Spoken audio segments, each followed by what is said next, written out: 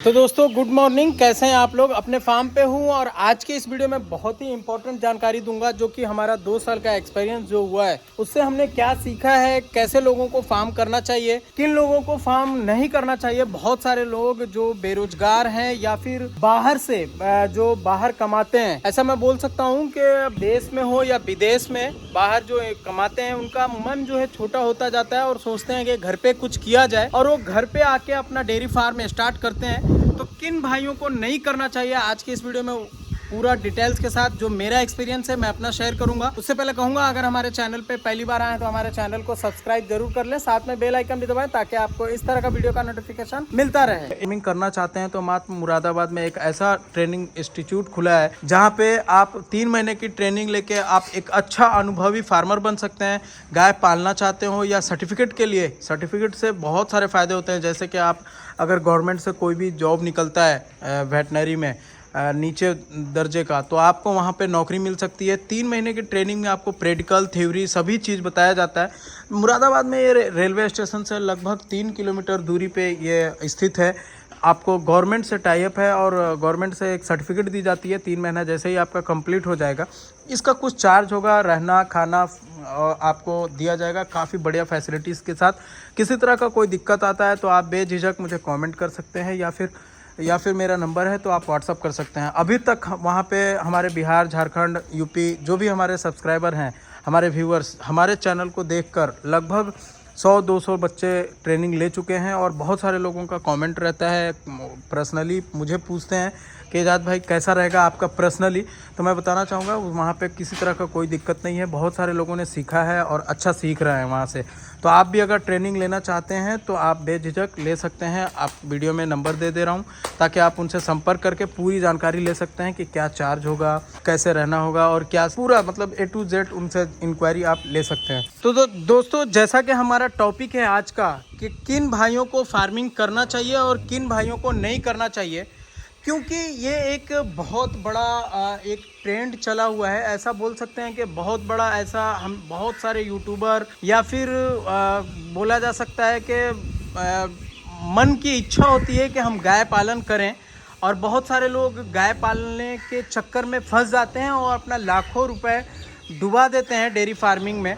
तो मैं आज के इस वीडियो में वही बताने की कोशिश करता हूँ कि किन भाइयों को नहीं करना चाहिए। सबसे पहला, जैसा कि हम लोग बताते रहते हैं कि मुरादाबाद में ट्रेनिंग इंस्टीट्यूट है, ये एक ऐड के साथ साथ एक बहुत ही इम्पॉर्टेंट मैसेज है उन भाइयों के लिए जो भाई फार्मिंग करना चाहते हैं और फर्स्ट टाइम फार्मिंग करने का उनका मन का इच्छा है और वो गाय पालन करके कुछ कमाना चाहते हैं। तो उनके लिए ट्रेनिंग बहुत ही इम्पॉर्टेंट है, चाहे वो कहीं से भी लें।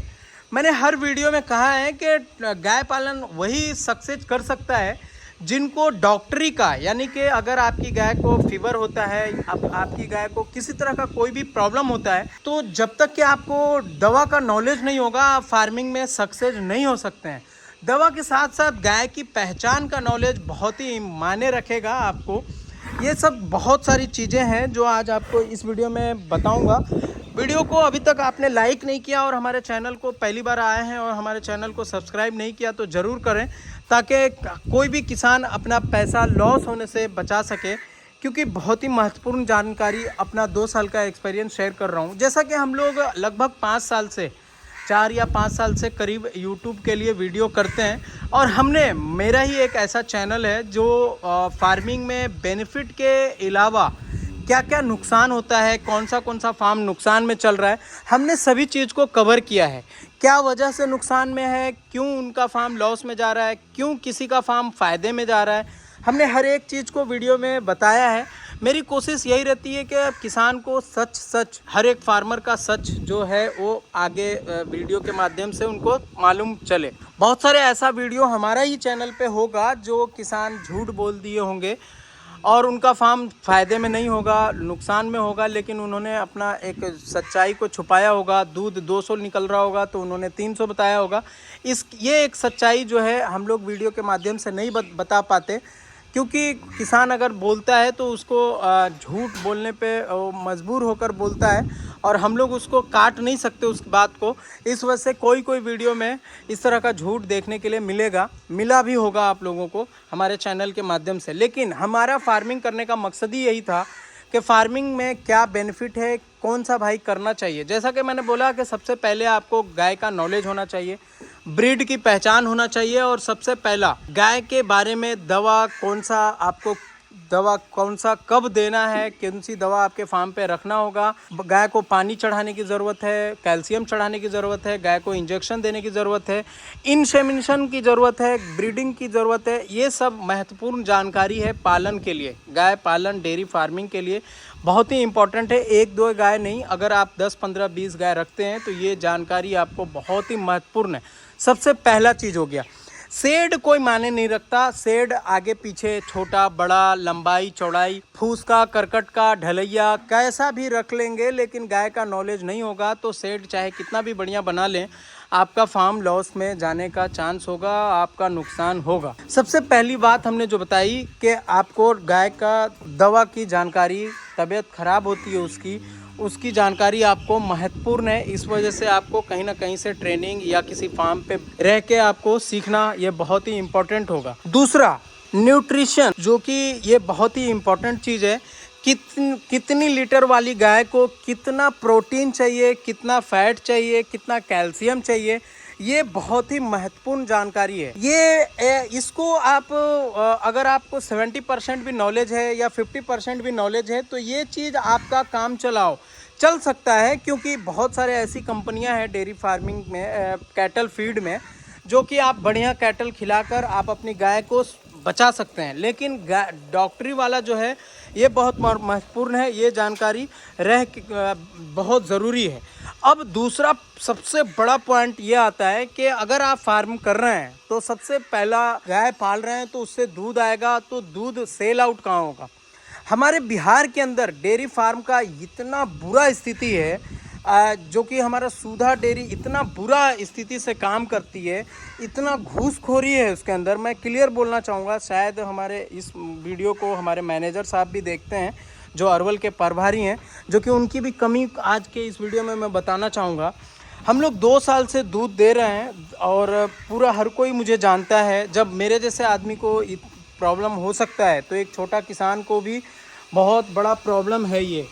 जैसा कि हम लोग दूध भेजते हैं तो हमारा दूध का गर्मी की वजह से 3080 का फैट एसएनएफ हमने बताया है कि हमारा आ रहा है। इसके कारण हम लोगों को काफ़ी लॉस का सामना करना पड़ रहा है। इसकी कमी सिर्फ गर्मी है, तो गर्मी की वजह से हम लोग कुछ कर नहीं सकते, और डेयरी का भी कहना है कि गर्मी की वजह से आपको नुकसान सहना पड़ेगा। जैसा कि अभी मैं अपने दूसरे मोबाइल से आपको दिखाना चाहूँगा, कल शाम 14 तारीख का इवनिंग में दूध मेरा गया है 14.4 kg, जिसका फैट एसएनएफ 3080 की वजह से 412 रुपये हुआ है। हमने जैसा कि बताया है आप लोगों को कि डेयरी फार्मिंग अगर आपको सक्सेस करना है तो मिनिमम जो हिसाब से महंगाई है, एक अच्छा फीड खिलाते हैं तो लगभग 28 से 30 रुपये kg तक के आपका दाना का कॉस्ट होता है 1 kg का। तो ये महंगाई के दौर में अगर आपका 14 kg दूध का मात्र 412 रुपये, यानी कि 14.5 kg दूध का 412 रुपये रेट मिल रहा है, जो कि मिलना चाहिए कम से कम 500 रुपये प्लस।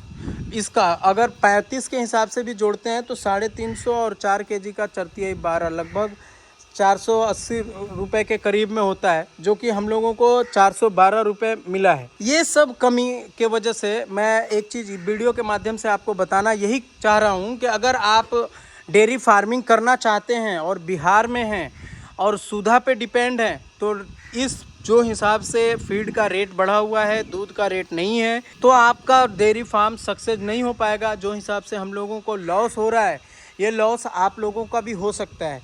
दूसरा एक चीज़ और मैं बताना चाहूँगा, जैसे हमारे बिहार के अंदर बोनस का जो वितरण होता है लगभग 2% मिलता है, तो हमारे यहाँ बोनस का भी कोई माँ बाप नहीं है। जैसे माँ बाप मीन्स मैं इसलिए बोल रहा हूँ कि कब मिलेगा कोई नहीं जानता, इसका कोई अता पता नहीं है। जैसे दूसरे राज्यों में हर साल के 12 महीने कंप्लीट आपका दूध का होता है, तो उनका एक मंथ है, मार्च में हो या दिसंबर में हो या नवंबर में हो, इसमें पूरे गुजरात के अंदर या पूरे दूसरे राज्य में पूरा का पूरा बोनस आपको जितना दूध दिए होंगे, चाहे 8% हो या 10% हो या 20% हो, जितना बोनस मिलना होगा आपको दे दिया जाता है।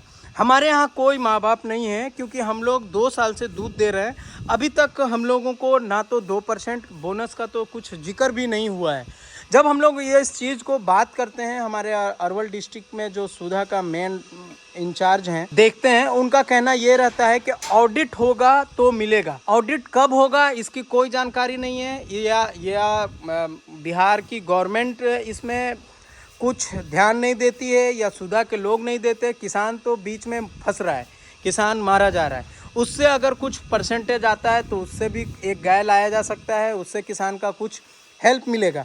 दूसरा यहाँ पे प्रॉब्लम क्या है, हमारे डिस्ट्रिक्ट की बात कर रहा हूँ, शायद आपके यहाँ भी होता होगा। जैसे कि हमारा कोड नंबर जो है 1088 है। यहाँ पे आप देख सकते हैं, यहाँ पे एम कोड जो दिख रहा होगा, एम कोड 1088 है। ये मेरा डेयरी भिखनपुर धेवई गांव का कोड है। पर 11 तारीख को मुझे मैसेज मिलता है, यहाँ पे आप देख सकते हैं 11 तारीख 6/2022 को कोड गलती से 1169, किसी भाई किसी गांव का होगा, 1169 का कोड हमारे यहाँ मैसेज आ जाता है। और मुझे मैसेज में ये दिखाया जाता है कि क्वांटिटी 5.8 kg, 4.2, 8.1 का SNF। तो मैं जब ये देखता हूँ कि मेरा मात्र दूध पर डे 20 kg के करीब में जाता है, तो ये मात्र 5 kg 5.8 क्यों है। तो मैं ये जब कोड पे ध्यान देता हूँ 1169 पे, इस पे देख रहा हूँ, तो यहाँ पे कोड किसी और का मुझे मैसेज मिला हुआ है, मेरा मैसेज किसी और का गया हुआ है। ये चीज़ का पड़ताल करने के लिए हमने हमारे यहाँ पे आप देख सकते हैं रविंदर जी अरवल BMC प्रभारी, इनका मोबाइल नंबर है। इनको हमने मैसेज किया कि ये मेरा कोड नहीं है। यहाँ पे आपको मैसेज दिख रहा होगा, ये मेरा कोड नहीं है। कितने तारीख को? 11 तारीख को। 13 तारीख तक कोई रिप्लाई नहीं आता है। तो जब 13 तारीख को हमने मैसेज किया, क्या हुआ इसका दोबारा मैसेज नहीं आया, पेमेंट वाला बिल में सुधार जाएगा। हमने पूछा ये कि पेमेंट वाले बिल में जो हमारा गलती से मैसेज आया है, क्या ये सुधर जाएगा? तो इन्होंने रिप्लाई कुछ नहीं किया। हमने ये भी लिख कर भेजा था, रिप्लाई कर दीजिएगा। कोई रिप्लाई नहीं है। अभी आप देख पा रहे हो 13 तारीख तक कोई रिप्लाई नहीं है। आज 15 तारीख हो चुका है, कोई रिप्लाई मुझे नहीं मिलता है। देखिए, हो सकता है कि मुझे बिल के अंदर इसका पेमेंट मिल जाए, लेकिन एक आप दूध दे रहे हैं कि किसी जगह पे किसी तरह का कोई मैसेज में गलत हो जाए, फैट एसएनएफ में गलती से आपको कुछ और मैसेज मिल जाता है, जब तक आप कंफर्म तहकीकात नहीं कर लेते आपको संतुष्टि नहीं मिलेगी। आप हमारे यहाँ तो ये भी है कि हर 10 दिन पे बिल भी जो है टाइम पे नहीं आता है। इसका भी एक प्रॉब्लम है। मैं कभी गाड़ी वाला नहीं देता है, कभी डेयरी से नहीं मिलता है। ये सभी प्रॉब्लम को देखते हुए हमने ये फैसला आज के इस वीडियो में मैं बताना यही चाहूँगा कि अब अगर आप मगध डेयरी से हैं, मगध डेयरी में दूध देते हैं, गया में, पूरा गया का एरिया मगध है, पूरे बिहार में ही सुधा का यही स्थिति है। बहुत सारे जगह पे दूसरा डेयरियाँ आया है, पता नहीं उनका क्या सिस्टम है, कैसे वो काम कर रहा है। लेकिन ओसाम डेयरी जो झारखंड का है, उनका एक रिव्यू मुझे मिला था फार्मर से कि उनका बढ़िया चल रहा है। एक सुधा का रिव्यू तो ये है कि अगर आपका सेटिंग हो जाता है किसी काम करने वाले से, फैट एसएनएफ मापने वाला हो या वजन करने वाला हो, दूध जो हमारा डेयरी में जाता है वहाँ पे BMC के अंदर, तो आपको सेटिंग हो जाता है तो फैट एसएनएफ बढ़ जाएगा, क्वांटिटी बढ़ जाएगा। यानी कि सुधा के अंदर मतलब पूरा का पूरा गोलमाल चल रहा है। किसी बहुत प्रॉब्लम है। इसलिए मैं आप लोगों को से निवेदन है कि अगर आप फार्मिंग कर रहे हैं तो सुधा पे डिपेंड होकर ना करें। जैसा कि हम लोग अपनी बात करें तो सबसे फर्स्ट टाइम में हम लोग सुधा पे डिपेंड थे। फिर हमने हमारे डिस्ट्रिक्ट में, अरवल डिस्ट्रिक्ट में दूध भेजना स्टार्ट किया। लगभग 50-55 रुपये दूध, 40 रुपये से स्टार्ट करके 50-55 रुपये तक हम लोग लाए थे। पर डे 40 kg दूध हमारा जाता था। उसके वजह से हमारा कुछ बेनिफिट होता था, लेकिन उसके वजह से भाई बिजी हो जाता था, इस वजह से गाय पे ध्यान नहीं होता था। एक आदमी ज़्यादा रखना पड़ता था। एक आदमी रखने की वजह से जो हमारा दूध से ज़्यादा बेनिफिट होता था वो हमारा आदमी को देना पड़ जाता है, यानी लगभग मिला जुला कर बराबर होता था। हमने प्लान यही किया था कि 40 केजी से वो अगर रिटेल 100 केजी, 150 केजी, 200 केजी तक होता है, तब जाके आपको एक आदमी रख भी लेते हैं तो एक आदमी सेल आउट करने में लगता है तो आपको बेनिफिट है। लेकिन हम लोग लगभग 6 महीना साल भर ऐसा रिटेल करके देखे, लगभग 40 से 50 लीटर के बीच में ही टोटल दूध पर डे का बिकता रह गया, बढ़ता नहीं था। इस वजह से हम लोग, और लगभग बराबर मिलाकर कॉस्ट एक ही पड़ जाता था, इस वजह से हमने रिटेल जो है सेल करना बंद कर दिया। उसके बाद हम लोग सुधा में डिपेंड हो गए, सुधा पे डिपेंड हो गए, और सुधा से हमारा कमिटमेंट भी था कि किसी तरह का कोई चोरी नहीं होगी, किसी तरह का कोई प्रॉब्लम नहीं होगा, आप सुधा में दूध दीजिए और वीडियो में भी लोगों को उत्साहित कीजिए, बताइए। लेकिन क्या बताएंगे आप? हमने प्रभारी जी को एक सजेस्ट भी किया था कि जैसे कि हमारा कैन में दूध जाता है, कैन का दूध एक छोटी डब्बी में दूध निकाल कर ड्राइवर के सामने एक सैंपल का बॉक्स बनवाइए, एक ताला लगा हुआ बॉक्स बनवाइए, चाहे वो प्लास्टिक का हो, चाहे लोहे का हो, चाहे वो स्टील का हो। एक लगभग 10 inch by 15 by 15 inch by 15 का बॉक्स बनवाइए, वो ड्राइवर अपने आगे सीट पे रखेगा।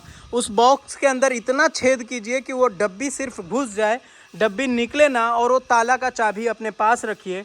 और उस सैंपल को अपना दूध में जो हमारा क्वांटिटी में जा रहा है, जो कैन में जा रहा है, उस कैन का दूध और वो डब्बे का दूध दोनों का फैट एसएफ में किसी तरह का प्रॉब्लम आता है तो कहीं ना कहीं गाड़ी वाला चोरी करता है, इससे आपका पकड़ा जाएगा, किसान का लॉस नहीं होगा।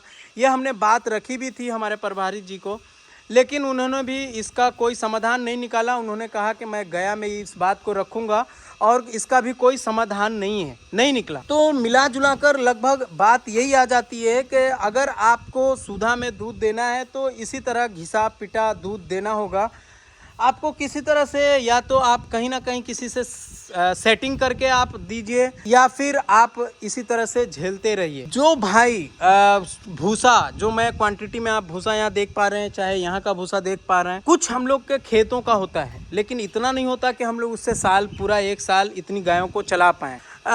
जो भाई का खुद का भूसा होगा, खुद का हरा चारे का खेत होगा, वो भाई सुधा में दूध दे के थोड़ा बहुत बेनिफिट ले सकता है। ऐसा नहीं है कि बेनिफिट नहीं होगा उसको।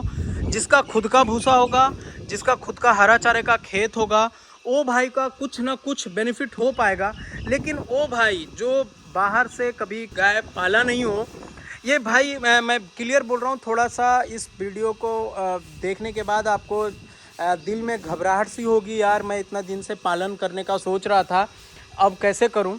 लेकिन ये बात सच है, कड़वी ज़रूर होगी।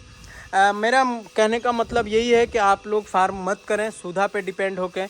मिनिमम रेट 35 रुपये प्लस होना चाहिए मिनिमम। आज के इस 30 रुपये केजी दाना के हिसाब से 35 रुपये दूध का रेट मिनिमम होगा।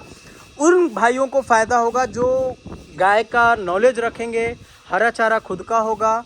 35 रुपये दूध का रेट मिल रहा है, उनकी बात कर रहा हूँ। गाय का नॉलेज होगा, हरा चारा खुद का होगा, सूखा भूसा अपने सस्ता मिलता होगा, उनको बेनिफिट हो सकता है। ना कि भूसा 8-10 रुपये केजी खरीद रहे होंगे, हरा चारा के बदले साइलेज 8-10 रुपये खरीद के खिला रहे होंगे, उनको मुझे नहीं लगता कि बेनिफिट होने वाला है।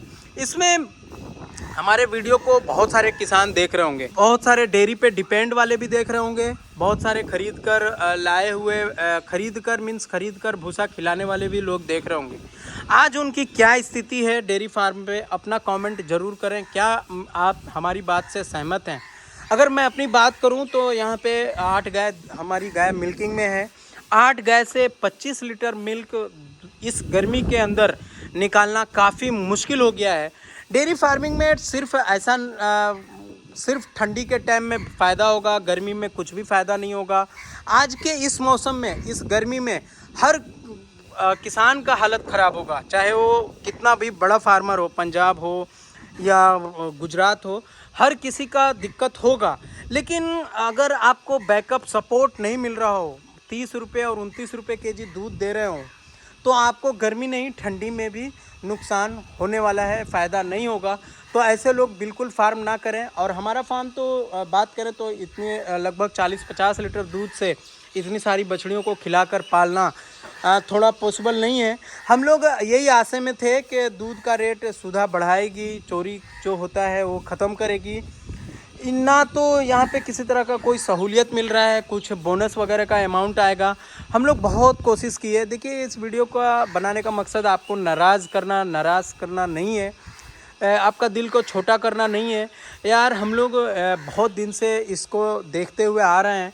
अब उन भाई क्यों पैसा फंसाएगा वो, जो जिनका दूध मात्र 30 रुपये जाएगा और 30 रुपये केजी दाना खिलाएगा।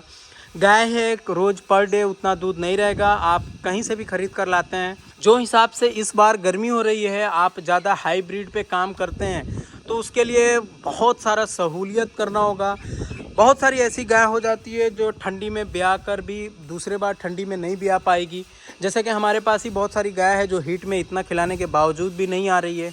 तजुर्बा की कमी कहें या न्यूट्रिशन की कमी कहें, ये प्रॉब्लम आपके साथ भी आ सकता है।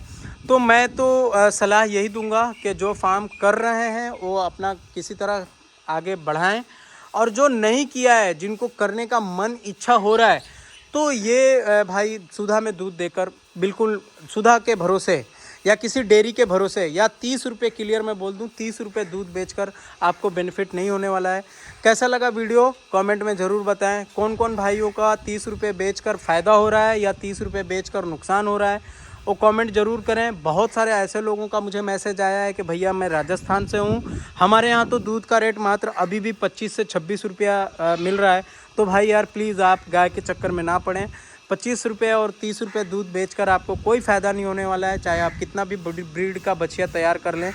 गाय का बिज़नेस बहुत ही नाजुक बिजनेस कह सकता हूँ मैं, और थोड़ा लक भी माने रखता है। तो उन भाइयों को बिल्कुल नहीं करना चाहिए जिनको दूध इतना कम दाम में बिक रहा हो। एक चीज़ और मैं बता दूं, भूटान के लिए हम लोग कुछ पैसे का डिमांड किए थे, उनकी बेटी का शादी है, अभी तक के हम लोग प्रिंट उनकी वाइफ कराकर हम लोग को नहीं दी है। इस वजह से हम आप लोगों को डिटेल्स नहीं बता पाए। तो फ्यूचर में जो आगे वीडियो आएगा उसमें बताएंगे। काफ़ी बड़ा वीडियो होता जा रहा है। आगे का जो भी कमेंट है, आप अपनी कमेंट में राय ज़रूर दें। वीडियो बढ़िया लगा हो तो लाइक शेयर ज़रूर कर दें, ताकि कोई किसान भाई डेयरी फार्मिंग करना हो चाह रहा हो तो इस वीडियो को देखने के बाद वो अपना सोच समझ कर करें। Thanks for watching.